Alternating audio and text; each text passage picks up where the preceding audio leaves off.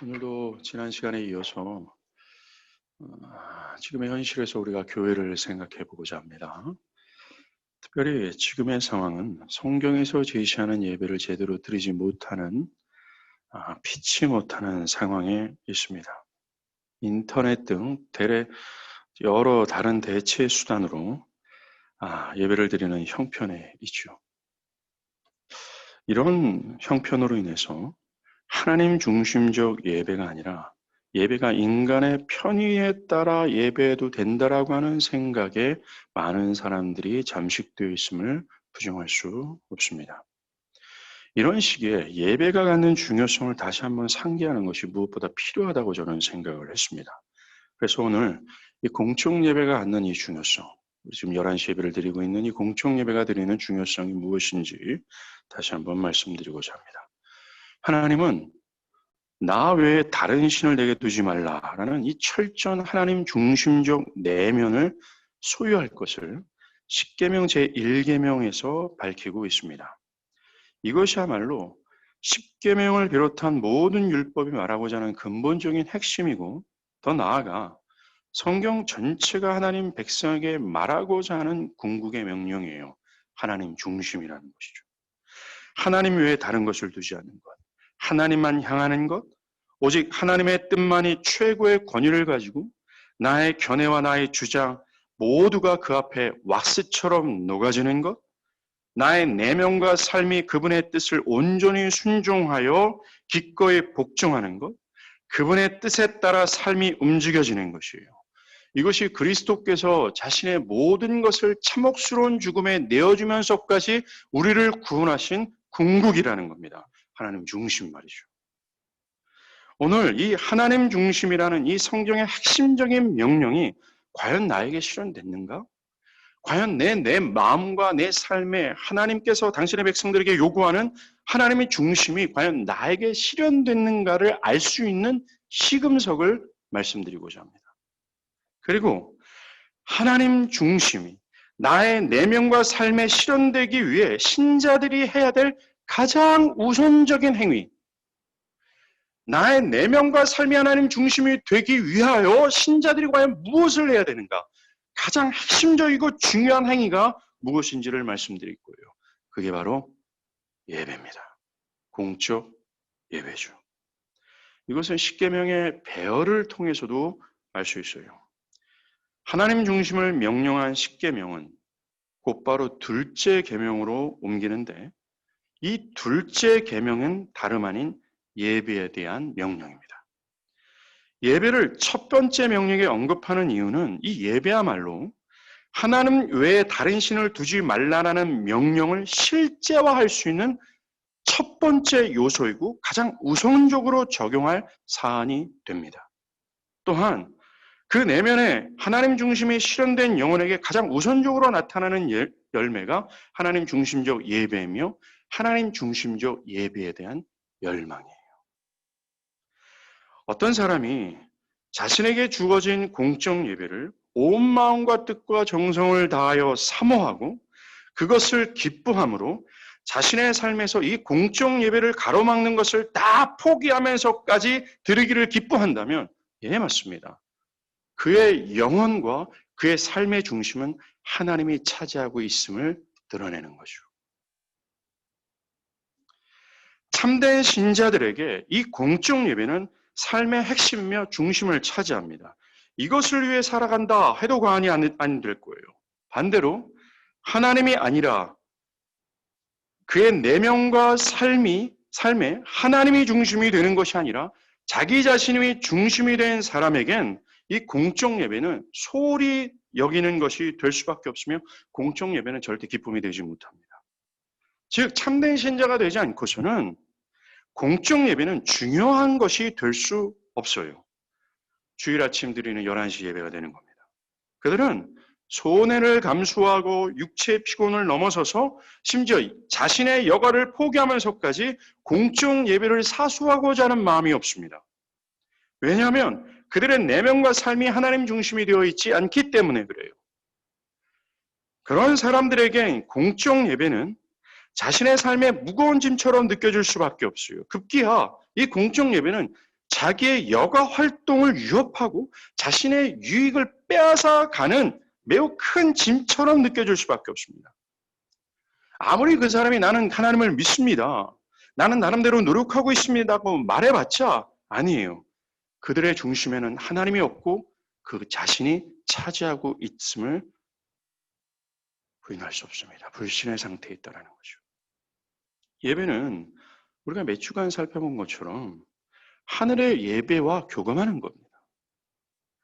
공동체 예배는 하늘에서 이루어지는 예배를 가장 풍성히 미리 맛보는 전조입니다. 또한 하나님은 이 공동체 예배를 통해 자기 백성을 영생으로 이끄신다라는 거죠. 그래서 예배 안에는 영혼들이 생명을 얻고 변화되며 자라나며 하늘의 모든 풍성한 복을 맛보고 경험합니다.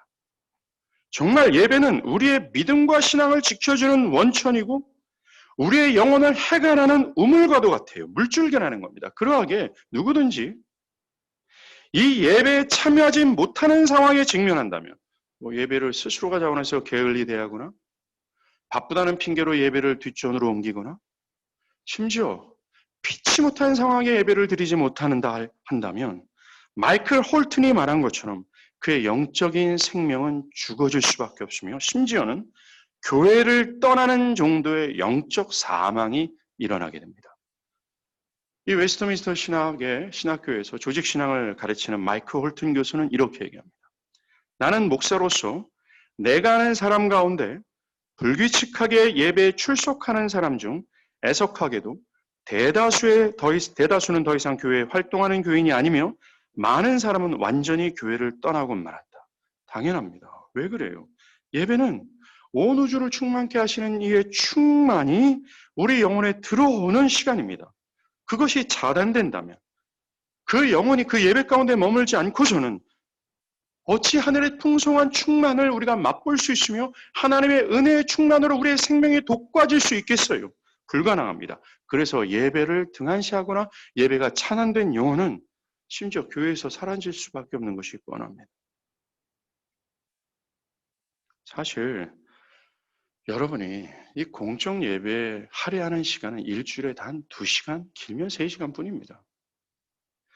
하나님께서 여러분 개인의 여가와 업무와 학업과 사업에 집중할 수 있는 시간을 일주일에 165시간이나 허락하셨습니다. 그런데 그 3시간이 여러분의 영혼을 좌우한다는 것을 기억하세요. 고작 3시간입니다. 그 적은 시간, 매우 보잘것없는 시간을 하나님께 드리는 것에 대해서 어떤 사람은 자기 의의를 드리고 있어요. 내가 이 정도까지 헌신한다라는 생각을 한다면 매우 큰 착각입니다. 그 적은 시간, 매우 보잘것없는 시간에 기여하지 못하는 영혼은 그 영혼의 은혜의 샘물은 고갈될 것이고 심지어 그리스도의 교회와 분리되는 영적 사망에 이를 수밖에 없다는 이 매우 중요한 이 예배 요소를 다시 한번 상기하길 정말 바라요. 자, 하나님 중심을 명령한 십계명이 바로 이어주는 두 번째 계명에서 예배를 언급한 이유가 있습니다. 그 이유는 사람은 그가 예배했던 대상이 어떤 존재인가에 따라 그 중심이 그 예배의 대상이 되어버리기 때문입니다. 예배의 대상이 하나님이 아닌 다른 대상이 될 때 그는 하나님을 떠나 그가 예배했던 대상이 그의 삶과 내면의 중심을 차지하게 되어 있어요.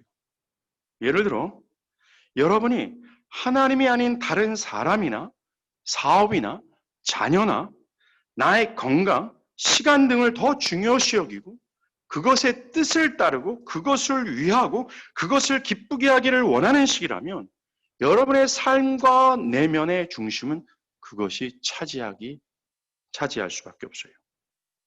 그것들이 여러분의 사랑과 열정과 헌신의 대상이 된다면, 즉 예배의 대상이 된다면 그것들이 여러분의 삶과 내면의 중심을 차지해버리는 거죠.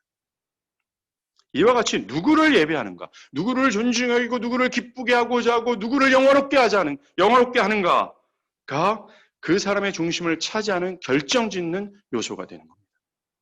그러하게 하나님 중심적 내면과 삶을 명령한 십계명 제1계명 바로 이후 예배를 명령하는 이유는 타당한 거죠. 4절 초반부에 너를 위하여 새긴 우상을 만들지 말라 말씀하시는 하나님은 인간이 우상을 예배하는 근본적인 이유를 지적하세요. 바로 너를 위하여라는 거예요. 자아숭배입니다. 이 자아숭배는 우리가 다루고 있는 십계명의 가장 중요한 사상과 대립이 되는 거예요. 하나님이 철저히 하나님 외에 다른 것은 허용하지 않는다. 철저한 하나님 중심을 얘기했지만 자아숭배는 이것과 각을 세우고 대립한다는 거죠. 자신이 하나님 되어서 철저히 하나님이 아닌 자신의 뜻을 따라 살며 자신을 영화롭게 하고자 하는 것들, 내 육체의 욕심에 따라 내 감정대로 내가 하고 싶은 대로 살아가는 이 모든 자아숭배는 이 위대한 명령을 정면으로 대적하는 중죄입니다. 사실 이 자아숭배가 우리가 하나님 중심을 실현하지 못하는 강력한 적이며 또한 하나님 중심을 결정짓는 이 하나님 중심적 예배를 방해하고 대적하는 가장 큰 적이에요. 가장 큰 힘이 됩니다. 현실적으로 사람들이 예배를 등한시하는 이유가 뭡니까? 다 자아숭배 때문에 그래요. 내 시간, 내 돈, 내 건강, 내 번영, 내 뜻, 내 주장, 내 감정, 내 멋대로라는 식의 자아숭배 때문에 그렇습니다. 그러하게 이 자아숭배가 하나님 외에 다른 것을 두지 말라라는 이 하나님 중심을 결정짓는 예배에 있어서 하지 말아야 될 가장 우선적인 사안이 되는 거예요. 이 공적 예배의 측면에서 보면요. 하나님을 예배하는 데 있어서 가장 경계해야 될 것이 바로 인간을 중심으로 둔 예배입니다. 인간이 그 예배의 대상이 되는 거죠. 아까 말씀드렸듯이 그 예배의 대상이 그 중심을 차지하는 논리처럼 우리가 드는 이 공적 예배가 만약 하나님 중심이 아닌 인간이 중심이 되면 공적 예배에 참석하는 사람들의 삶과 견해의 중심은 인간 중심이 될 수밖에 없습니다. 오늘날 교회 안에 있는 사람들의 대부분이 가지는 이 신앙적 견해, 어떤 신학적 입장이 성경이 아니라 자신들의 주관적 직감과 견해로 이루어지고 그것이 자기 중심이 되어버린 이유가 여기에 있어요.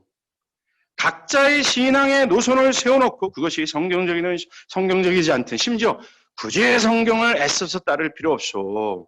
때에 따라 상황에 따라 내가 하고 싶은 대로 그렇게 신앙하면 되는 거야. 라는 정도의 자유로운 신앙적 견해를 가지고 그것에 따라 신앙해도 되는 것처럼 여겨지는 것에는 그들이 드리는 이 공적 예배가 하나님이 아니라 인간 중심이 되어버렸기 때문에 그래요. 정말 공적 예배의 타락에 있습니다. 사실 지금 교회 예배가 다른 대체 수단을 통해서 드리고 있는 상황에선 더욱 이 현상을 찾아보기 쉽습니다. 사람들은 교회, 예배, 신앙 등등에 대해 자기 생각과 견해의 주장의 목소리를 높이고 있어요. 그것이 성경적인가에 대한 질문보다는 대부분 이 사회나 정부 발표나 여러 대중 매체의 흐름을 기반으로 하고 있습니다. 이렇게 된 이유가 무엇인지 아십니까? 즉, 더욱더 비대면이나 대면이나 마스크를 써야 된다, 소모임을 해야 된다, 만다는 이 모든 것들의 판단을 성경을 기반으로 하는 것이 아니라 그저 정부 발표나 사회적인 흐름이나 저 대중 매체나 어떤 이 여러 매체들이 발표하는 이런 그 매체의 이 견해와 정신이 함몰되어서 그것을 기반으로 말하고 주장하는 거예요. 삼삼오오입니다. 이렇게 된 이유가 무엇인지 아십니까? 예배의 상실이에요. 예배의 비정상화 때문입니다. 지금 여러 다른 대체 수단을 통해서 드리는 것으로 인해 사람들의 인식에 예배가 하나님 중심이 된 것이 아니라 인간 편의가 중심이 될 수 있다는 사고가 잠식되어 있는 거예요. 아니요, 지금 우리가 드리는 이 예배 현장을 한번 생각해 보십시오. 과연 내가 하나님을 향하고 내 모든 마음가짐과 몸가짐과 내 정신과 모든 견해를 하나님에 집중하는가? 아닙니다. 이 대면 예배는 우리 모든 하나님 중심적 예배를 흐트러뜨리고 있어요. 그냥 상황에 따라 해도 된다는 이 상황 윤리적 판단이 그들의 견해가 되어버린 겁니다. 그 결과 지금 조국교회 전체 안에는 공적 예배가 하나님이 아닌 인간 중심이 되어진 결과 그들의 견해와 정신, 신앙에 대한 견해 모든 것이 다 자신의 소견에 옳은 것에 따라 말하기 시작했더라. 얼마 전 교회 성장 컨설팅 전문가인 톰 레이너 박사가 최근 자신이 운영하는 웹사이트에 목회자가 사임하려는 6가지 이유라는 제목으로 글을 제기한 글을 봤습니다. 그는 코로나 때문에 여러 목회자들이 사임하는 일들이 급증하고 있다고 말하면서 그 이유를 여러 이유 중 하나를 말합니다. 그 이유 중 대표적인 것이 목회자들은 코로나 격리 후 교회를 두고 교인들 사이에 일어나는 갈등을 크게 낙담한다. 교인들 사이에 일어나는 갈등은 다른 게 아닙니다. 현장 예배를 드리거나 혹은 기다려야 하나? 마스크를 써야 하나? 또는 마스크는 쓰지 않아도 되는지? 사회적 거리를 둬야 하는지? 아니면 하지 않아도 되는지? 너무나 많은 교인들이 문화적 사고방식을 채택하고 이러한 문제를 정치적 싸움으로 만들었다. 목회자들은 교회가 내리는 결정에 대한 교인들의 불만을 매일 다루고 있다. 이것에 대해서 힘들어하는 목회자들이 미국에서는 목회 현장을 떠나는 일들이 급증한다고 보고를 저는 들었습니다. 사람들의 예배에 대한 신학적 견해를 보십시오. 여러분들이 갖고 있는 예배에 대한 견해가 어떠한지 한번 보십시오. 하나님이 중심이 된 것이 아니라 철저히 인간 중심이 되어버려 있지는 않습니까? 많은 사람들이 공감하는 것 중 하나가 우리가 얼마 전에 거론했잖아요.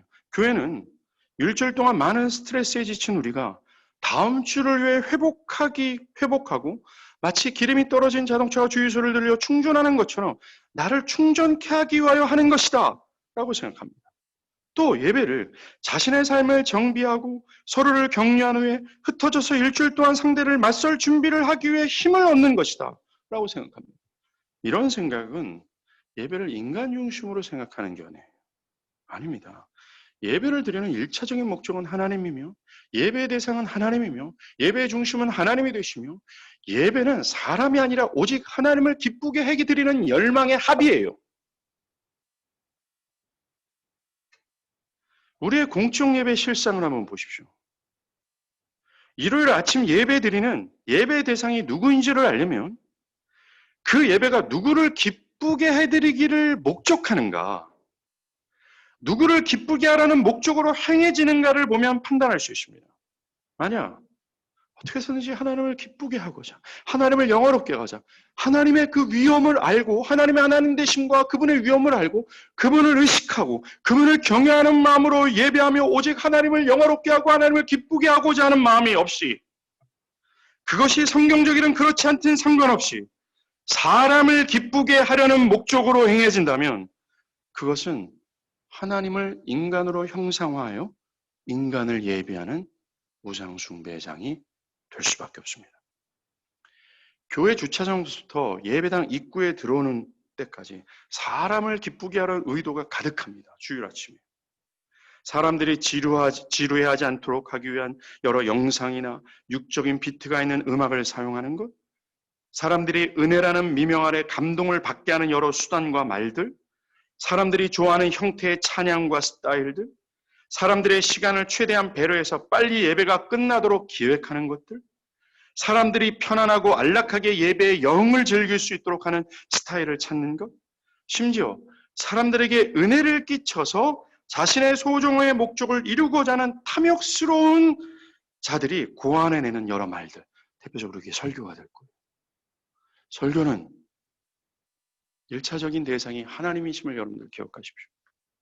설교는 구절구절에 은역되어 있는 그 뜻을 해석하여 그 해석 속에서 드러나는 하나님의 영광을 드러내는 것이 설교의 목적이에요.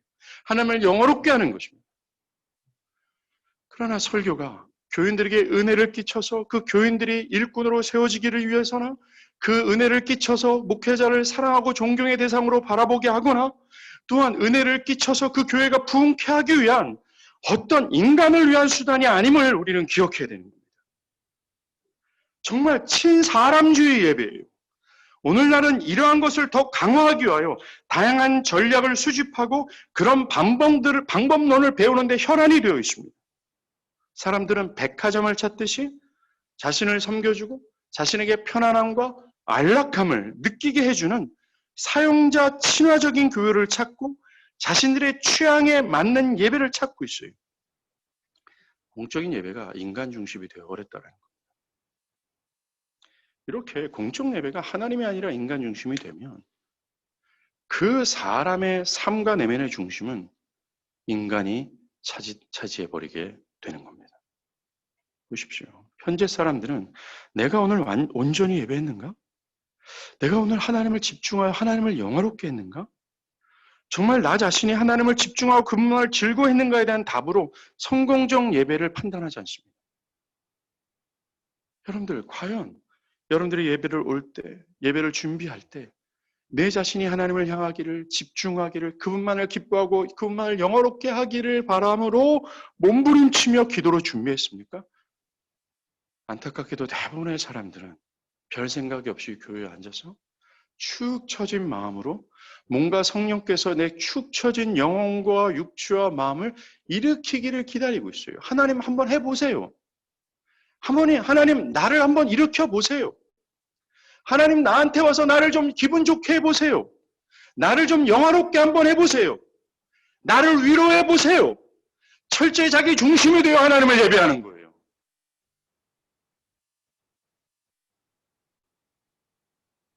정말 나에게 위로가 되는가, 나에게 말씀이 은혜가 되는가, 나에게 감동이 되는가, 내 마음에 터치가 되는가, 다 자기 중심으로 이 예배가 좋은 예배, 나쁜 예배로 판단하고 있어요.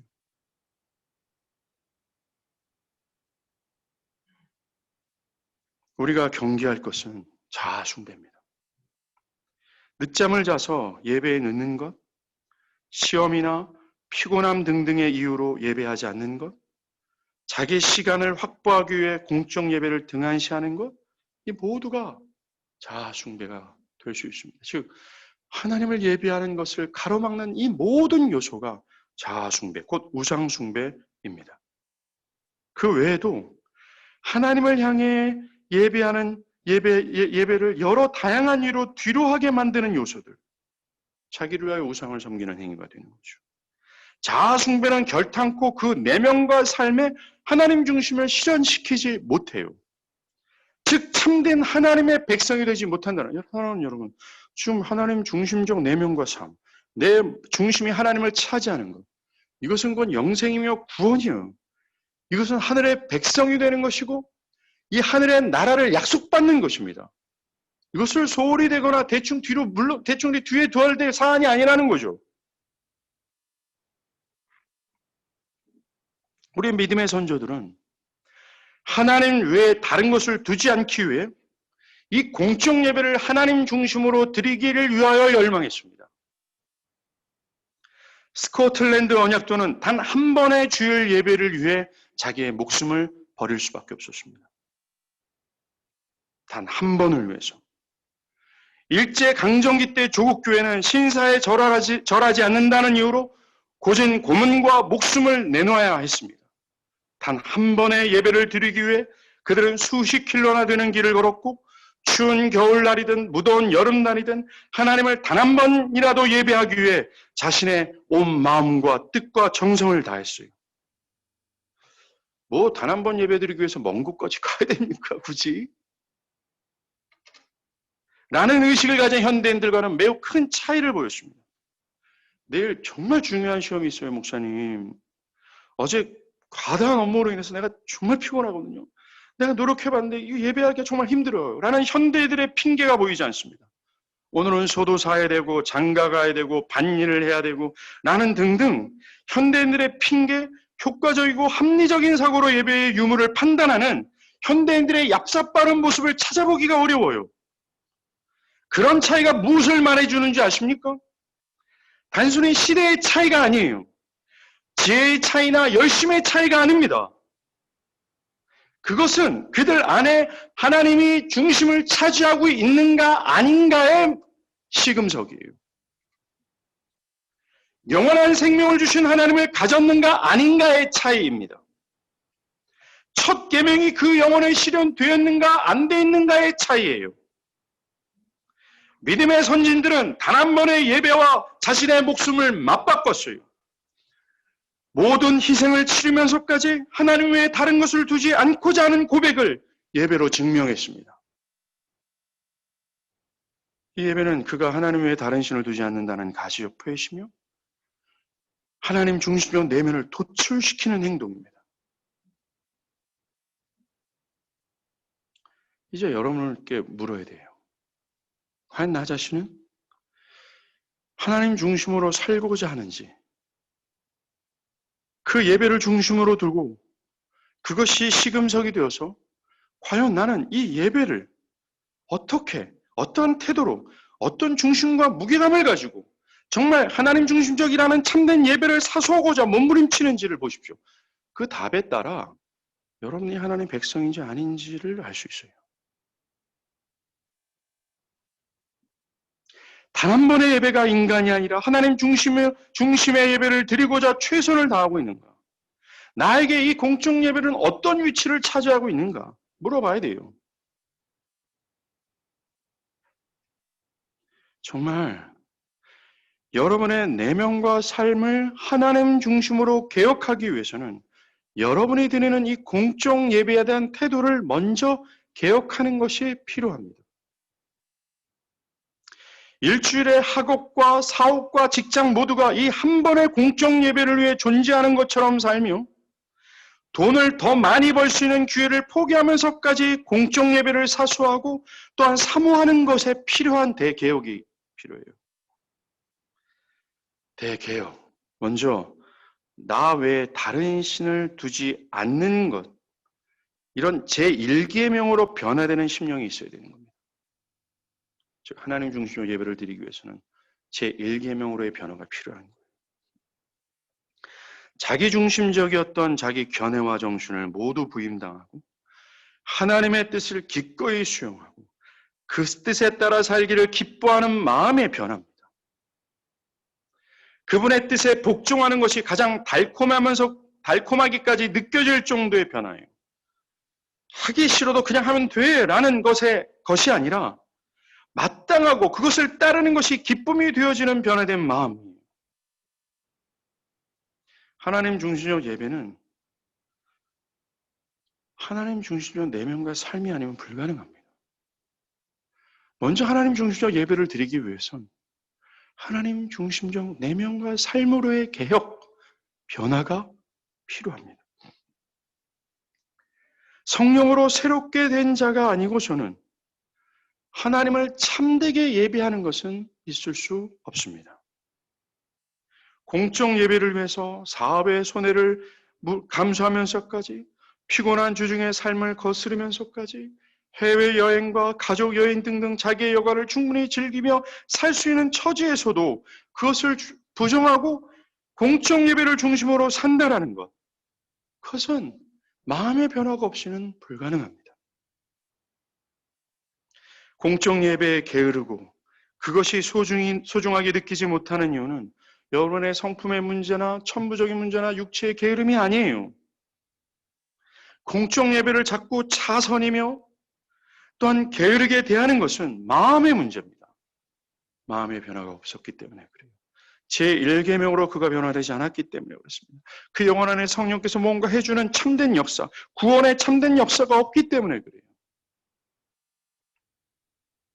사랑하는 여러분, 이 예배라는 것을 통해 내가 예배를 어떻게 이걸 바라면서 쉽게 판단할 수 있거든요. 내가 정말 변화가 필요한지, 내 안에 개혁이 필요한지를 판단할 수 있어요.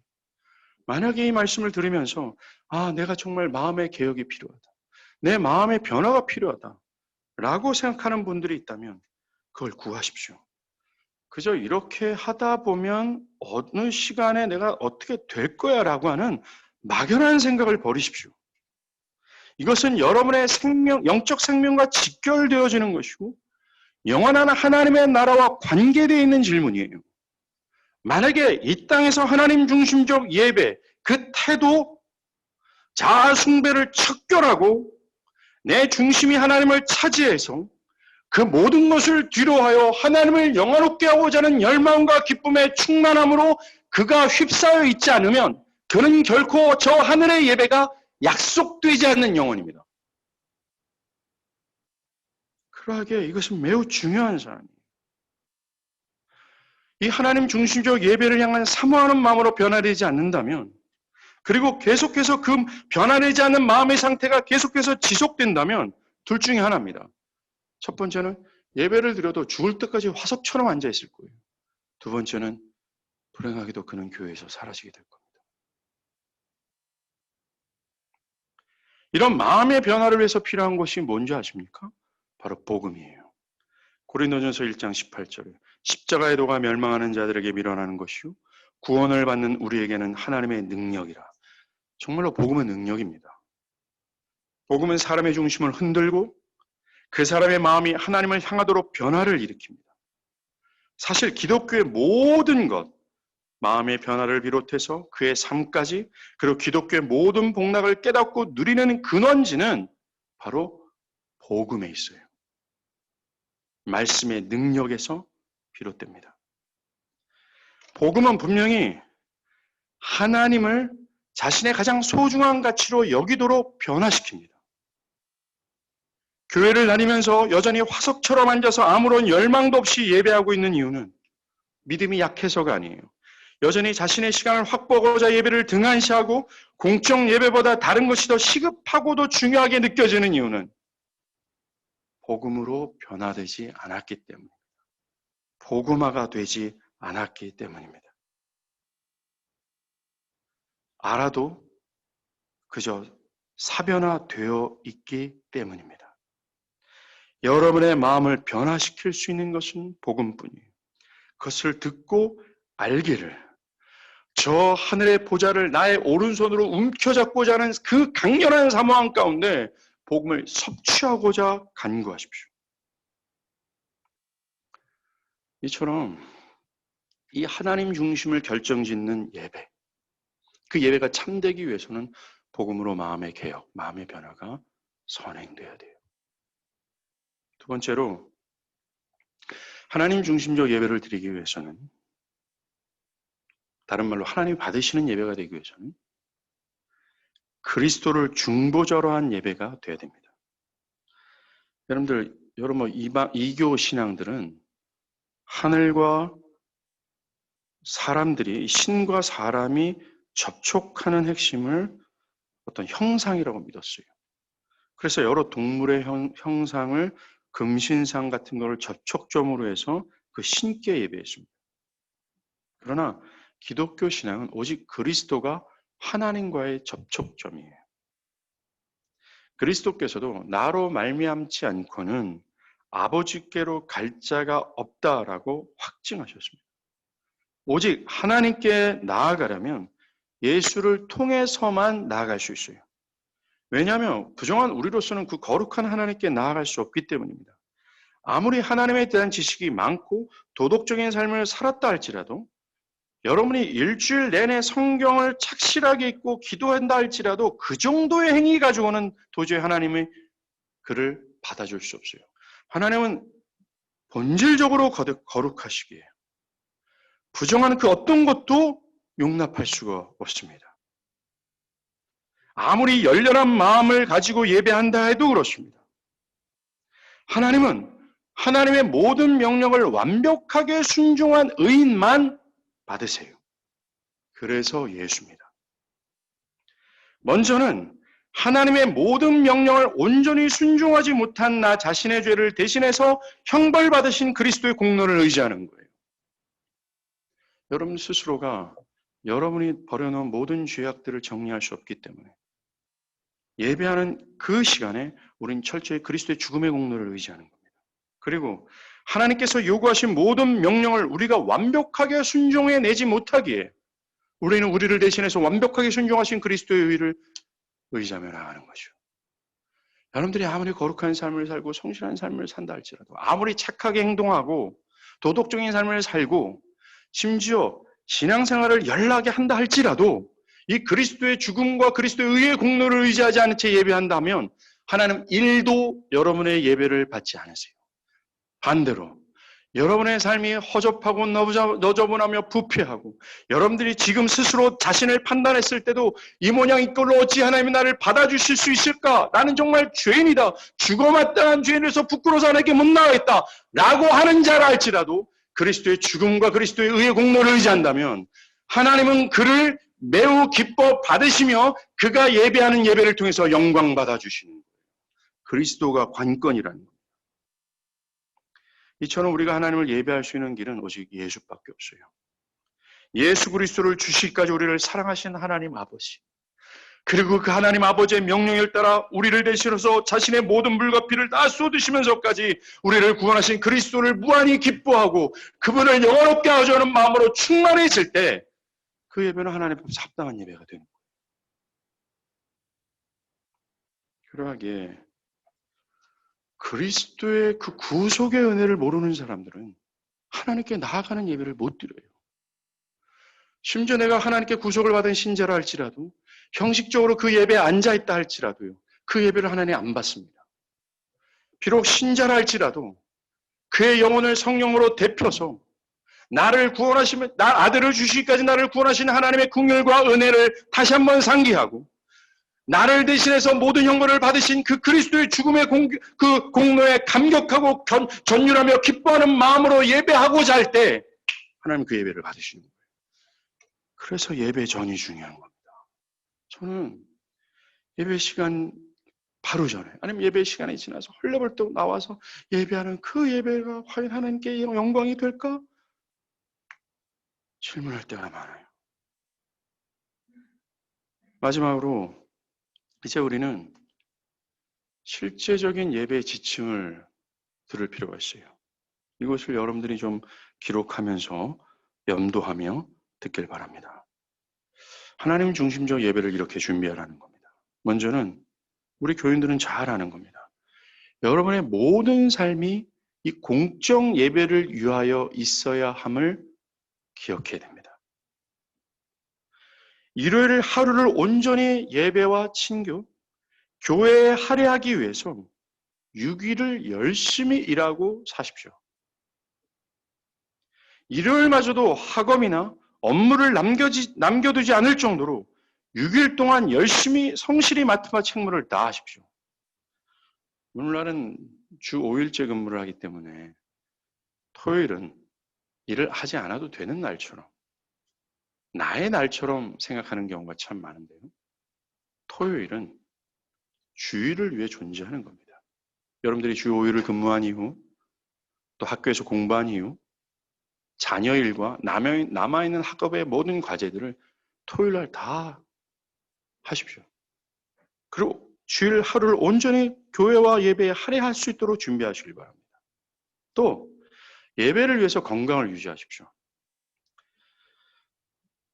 여러분들이 병에 걸리면 이 하나님을 향한 예배를 드리지 못할 뿐만 아니라 집중하기 힘들어요. 그러기 위해서 교회는 병든 자를 위해서 기도해야 됩니다. 그들을 위로하고 그들을 긍휼히 여겨야 되는 것이죠. 더욱 실제적인 권면을 해드릴게요. 여러분들이 하나님 중심적 예배를 드리기 위해선 먼저 토요일이 관건입니다. 토요일부터 준비해야 돼요. 특별히 토요일 저녁에 일찍 잠자리에 드십시오. 늦게 잠자리에 들게 되면 여러분들이 예배 시간에 몽롱한 정신으로 하나님을 예배할 수밖에 없어요. 토요일 저녁에는 여러 오락, 세상의 문화를 삼가하는 것이 합당합니다. 요즘 교회 주변에 사는 몇몇 청년들이 이 카트라고 하는 이 게임에 빠져서 저녁마다 이 카트를 하면서 뭐 전화로 이렇게 오고 뭐 이런 거 봤어요. 토요일 저녁에는 그것을 삼가하는 것이 맞습니다. 모든 부분에 있어서 절제하는 것이 있어야 돼요. 공부하는 것도, 오락을 즐기는 것, 사람을 만나는 것도 최소한 토요일 날은 삼가하시고 토요일부터 주일을 준비하시길 바랍니다. 두 번째로 공적 예배를 마음으로 준비하시길 바랍니다. 히브리서 기자는 10장 19절에서 참 마음과 온전한 믿음으로 하나님께 나아가자라고 말합니다. 참 마음, 즉 준비되고 진실한 마음으로 하나님께 예배하라는 거예요. 마음의 준비가 없이는 그 예배는 형식적인 것이 될 수밖에 없어요. 우리가 마음으로 내가 누구를 예배하고 있는지 또는 예배 받으시는 분이 어떤 분인지에 대한 준비가 없다면 하나님 집중하기는 불가능합니다. 마음으로 준비하기 위해 먼저 기도에 집중하십시오. 여러분들이 예배 전 기도하면서 영혼을 살피고 삶을 살피면서 회개할 부분을 찾아 회개하십시오. 최소한 예배 전 15분 전부터는 기도하는 것이 마땅합니다. 사실 그날 주일 예배의 결정은 15분 전에 다 결정이 돼요. 10시 45분까지 최소한 오셔서 기도로 마음을 준비하길 바랍니다. 심지어 우리는요, 주변 환경에 굉장히 약한, 우리의 믿음과 우리의 영혼은 그렇게 강하지 않습니다. 주변에 시끄럽거나 주변에 어떤 일이 있으면 우리는 주의를 거기에 뺏길 수밖에 없어요. 예배 전에는 다른 사람들과 이야기를 나누는 것도 최소화하십시오. 또한 내가 이야기를 나누는 것 때문에 다른 사람들이 마음으로 예배를 준비하는 것에 방해가 되지 않도록 이것 또한 주의를 기울이는 겁니다. 아무리 반가운 사람이 있다 할지라도 예배 전에는 너무 큰 소리나 너무나 크게 환영하지 마십시오. 그를 환영해야 될 존재는 여러분이 아니라 하나님이 되어야 되기 때문에 그렇습니다. 세 번째, 우리는 예배 시간을 엄수해야 합니다. 예배에 있어서 가장 중요하게 생각하는 것은 예배의 대상 되신 하나님이에요. 그 시간이 어떤 시간인지, 누구를 위한 자리인지 기억하고 두려운 마음을 가지는 것이 마땅합니다. 모든 세속적 만남에도 시간을 지켜야 하는 것처럼 하나님을 예배하는 자도 당연합니다. 시간 엄수는 그가 누구를 의식하고 있는지에 대한 출발이에요. 정해진 공적 예배 시간, 이것은 하나님과의 약속입니다. 시간도 지키지 못하면서 어떻게 하나님을 높이고 하나님을 향할 수 있겠어요? 그리고 예배 시간은 처음부터 끝까지 드려지는 것입니다. 중간에 와서 잠시 있다가 가는 것, 그건 하나님 중심으로 예배를 할 수 없어요. 헐레벌떡 예배실에 올라와서 가쁜 숨을 몰아쉬면서 어떻게 하나님을 예배할 수 있겠습니까? 예배 시간을 지키지 않는 것은 예배 대상 대신 하나님을 무시하는 처사죠. 그분을 인식하지 못하는 인간 중심적 예배에 함몰된 증상일 뿐입니다. 또 내가 예배하는데 예배 시간에 중간에 화장실 가지 않도록 그것도 미리 준비하는 겁니다. 기침을 할 것 같다 그러면 물을 준비하고 사탕을 준비하는 거죠.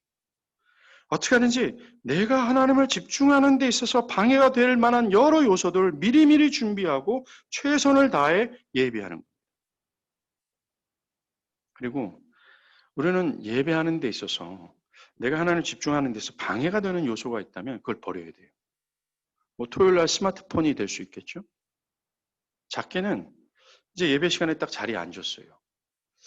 근데 내가 친한 사람, 사랑하는 사람이 옆에 앉았을 때 내가 하나님 집중하지 못할 시 그 자리를 떨어져서 앉는 최선의 행동 또한 필요합니다. 근데 아내가 너무나 미워하는 사람이 옆에 앉아서 불편할까 봐 떨어지는 행동은 기도가 필요한 거겠죠. 마지막으로 예배 시간에 겸손하십시오. 예배 때 중요한 핵심은 설교 말씀이었습니다. 정말 설교는 하나님의 뜻이 드러나고 하나님의 하나님 되심이 밝혀지는 예배의 절정이에요. 그 설교 시간은 하나님께서 친히 역사하셔서 영혼들을 변화시키고 자라게 하시고 생명을 주는 성령의 활동하는 영역입니다. 설교 시간이야말로 정말 죽은 자를 살리시는 성령의 역사의 장이 되는 겁니다. 여러분이 변화되는 시간이죠. 이 시간에 우리는 숨죽여 성령께서 나의 영혼에 역사하기를 바라고 모든 말씀이 하나님께서 하시는 말씀으로 겸허히 수용하는 자세가 필요해요. 데살로니가전서 2장 13절에 사도 바울도 이와 똑같은 얘기를 했습니다. 이러므로 우리가 하나님께 끊임없이 감사함은 너희가 우리에게 들은 바 하나님의 말씀을 받을 때 사람의 말로 받지 아니하고 하나님의 말씀으로 받으니 진실로 그러하도다. 이 말씀이 또한 너희 믿는 자 가운데 역사하느니라. 우리는 하나님 중심적 내면과 삶을 결정짓는 가장 중요한 요소를 지금까지 들었어요. 바로 공적 예배라는 겁니다. 이 공적 예배의 개혁이 없이는 절대로 우리의 신앙에 하나님 중심이 실현은 불가능합니다. 이 하나님 중심적 예배를 드리기 위해서 먼저는 개혁이 필요해요. 복음이 내 영혼 가운데 들어와 나를 개혁하는 역사입니다. 제1계명으로 돌이켜지는 역사예요. 그 변화를 사모하길 간절히 바랍니다.